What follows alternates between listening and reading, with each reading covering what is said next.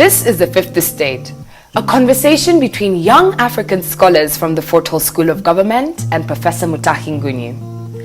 This Sunday, we will show some love to Baba. We will send him our final letter.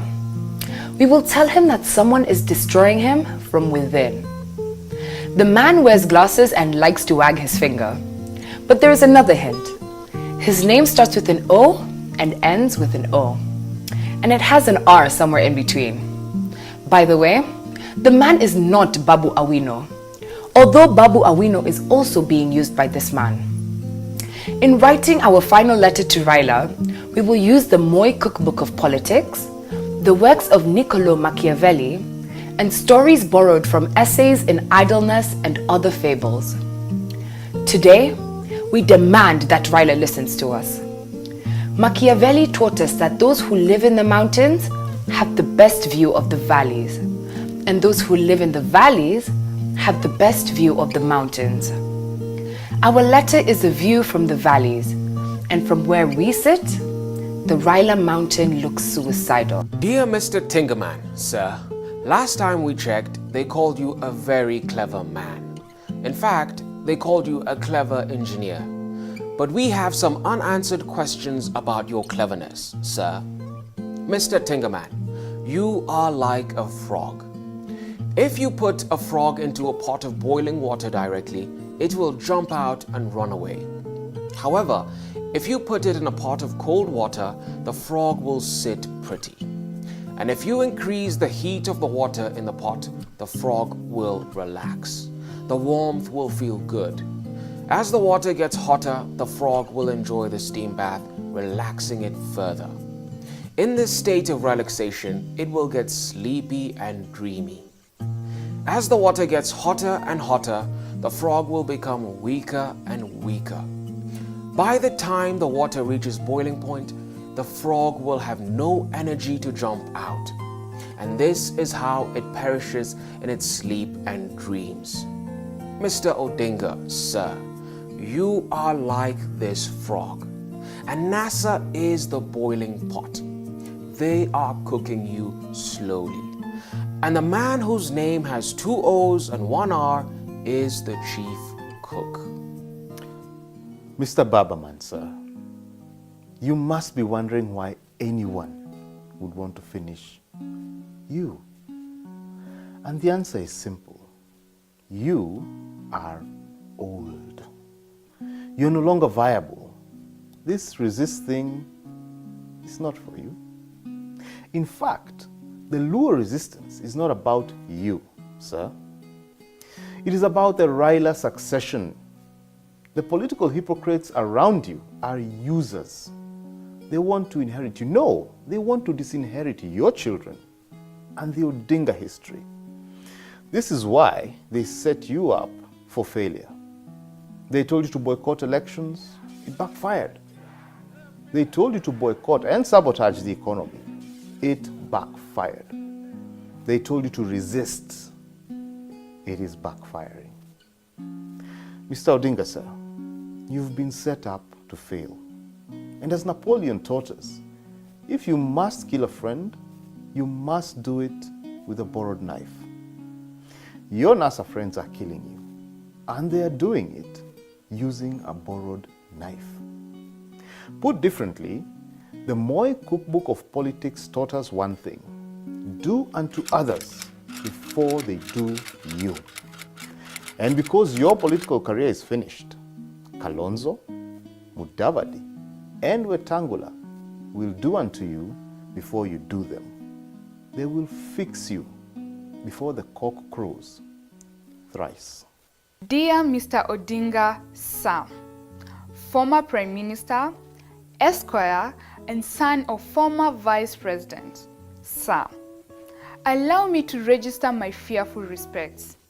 And if they're accepted, I will shoot straight. As a young student of law, I do not understand why you have not been arrested. I also do not understand your fascination with dead people. Why have you posted pictures of dead people on media to prove your point? Why use simple people, dead people, for your resistance? Why is bloodshed so critical to your victory? Mr. Odinga, sir, this path is dark, but I have another concern. Mr. Odinga, sir, if you swear yourself in on Tuesday, you will become a direct military target. You will be arrested before the heads of state attending Uhuru's inauguration leave the country. Then you'll have nowhere to run to. You'll be an international criminal. Mr. Odinga, sir, Esquire. Some people, name withheld, want to disinherit the Odinga children. They want to plunder the Odinga heritage. And a soldier like you should know when to fight and when a fight is a trap. Secession and swearing yourself in is a trap. First, we must congratulate Uhuru Kenyatta for his Supreme Court victory. The Supreme Court has finally redeemed itself. But the president should actually revisit as he promised. And I say so because we have no idea what the turns and twists of the future will look like. And bringing these judges to order is fundamental. Second, Raila should be arrested. I said this last week and I will say it again today. This man displayed pictures of dead people in the papers. Then he blamed government for killing them. Yet, he is the one who incited them into violence. And maybe he wanted them dead. Maybe they were sacrifices for his dark spirituality. I have absolutely no idea. But if Raila swears himself in, we will confirm that blood is his medium of political power. And his untaught act of defiance will make him a military target. Those behind his oath will also be charged with misprision of treason, and the penalty is death. What am I saying here? I don't think Raila will swear himself in. He's just pulling a plank on us because Raila is a coward. But he should be arrested for inciting people to violence and causing death to the innocent poor, in my view. And now, our final thought. Dear Mr. Tingaman, sir, you have treated Mudavadi like your Shamba boy. No, a Shamba boy is treated better than Mudavadi. Shame on your manners, sir. Similarly, you have taken Kalonzo for granted. Yet, when you fixed Uhuru and Ruto at the ICC, the only man who publicly opposed you was Kalonzo. He engaged in shuttle diplomacy to save it too. He moved from capital to capital, pushing for their release. We must never forget this effort.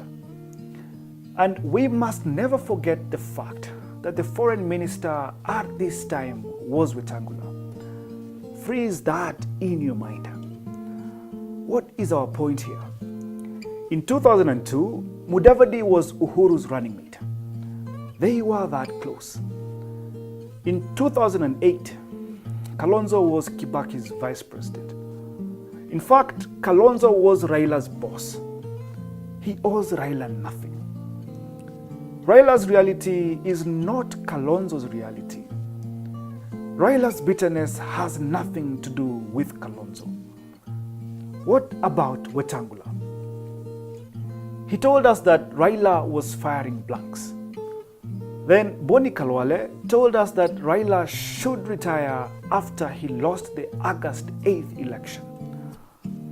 Mr. Raila, sir, if you do not groom your daughter now, the scavengers are out. They will inherit you.